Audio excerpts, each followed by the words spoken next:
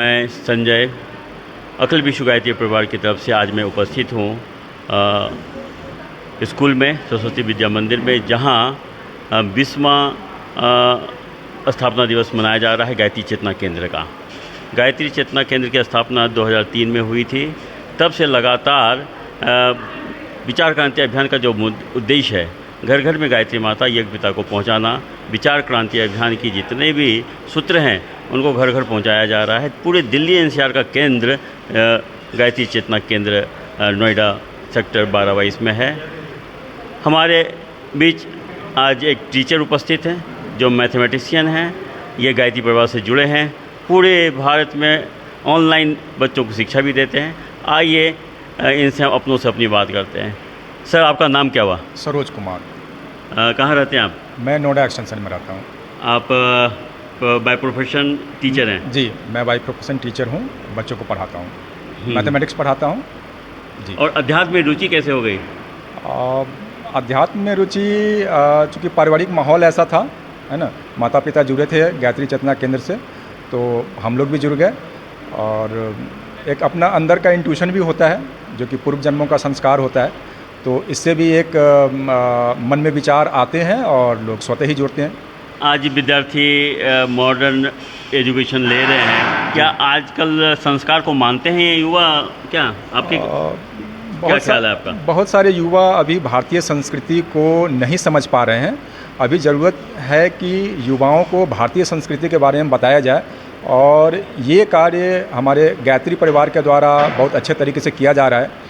मैं सभी छात्रों से और उनकी माता पिता से अनुरोध करूंगा कि वो लोग अपने नियरेस्ट गायत्री चेतना केंद्र पर जाएं और सभी तरह के संस्कार, जैसे जन्म दिवस का संस्कार है, विवाह संस्कार है, विद्या आरंभ संस्कार है, इन सब में शामिल हों।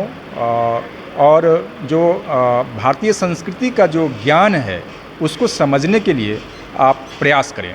बहुत मदद मिलेगा इसमें। मेरे मन में एक विचार आ रहा है जी। आप विद्यार्थियों के टच में हैं। आज का युवा भटक गया, इसका क्या कारण लगता है आपको?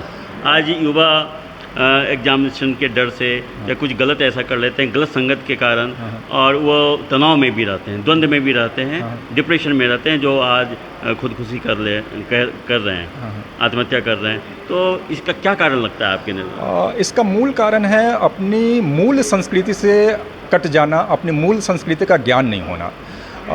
वस्तुतः किसी को भी डरने की ज़रूरत नहीं है। ईश्वर ने सबके लिए जीवन की व्यवस्था कर रखी है, तो हमें ज़्यादा शो ऑफ में नहीं जाना है। मॉडर्न लाइफ जो हमें अपने रूट से अलग कर दिया है, उनसे बचना है।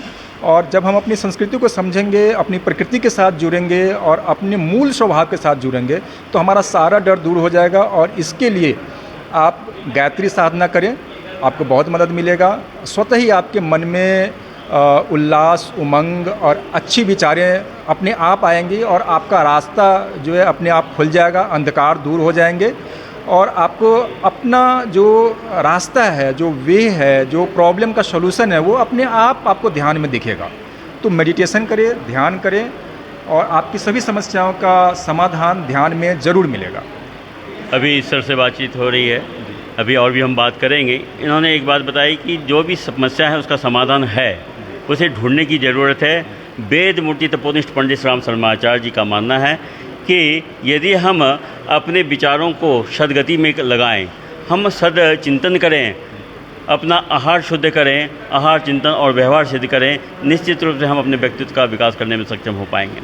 विचार क्रांति अभियान का जो सूत्र है, व्यक्ति में देवत्व का उदय, धरती पर स्वर्ग का अवतरण, तभी होगा जब हम अपने दिनचर्या, अपने मानसिक स्थिति को ऊपर उठाने में हम अपने को प्रयासरत करें। सर, आपसे एक निवेदन और है कि आप अपने जैसे जो शिक्षक हैं, जो बाय प्रोफेशन केवल पैसा पैसा पैसा के लिए लगे हैं, अपने व्यक्तित्व के विकास पर ध्यान नहीं दे रहे हैं, अपने बच्चों की कैरियर पर तो ध्यान तो दे रहे हैं, लेकिन उनका व्यक्तित्व का विकास कैसे हो, उस पर कुछ आप कह दें।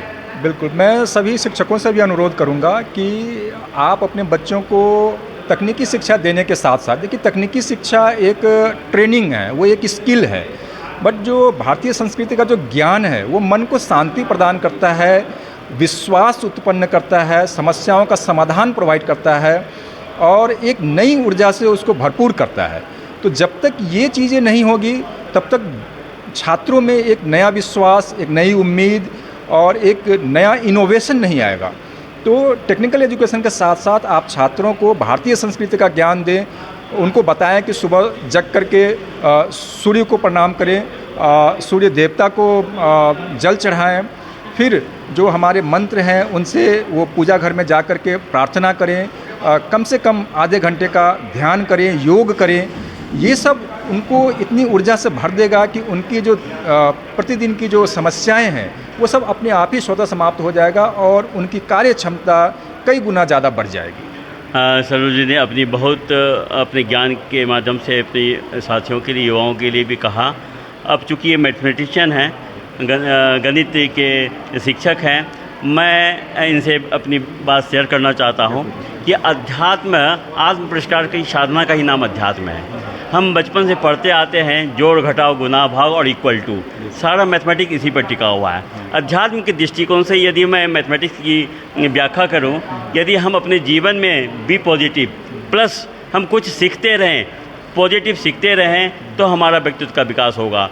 हम माइनस घटाव की बात हम करते हैं तो हमारे अंदर जो भी बुराइयां हैं, यदि हम उसको घटाते चलें तो हमारा व्यक्तित्व में निखार आएगा। उसके बाद हमने जो अर्जित किया अपने ज्ञान विज्ञान के माध्यम से, उसको हम मल्टीप्लाई करें, उसका कई गुना हम विकास करें, तब हमारी चौमुखी विकास होगी।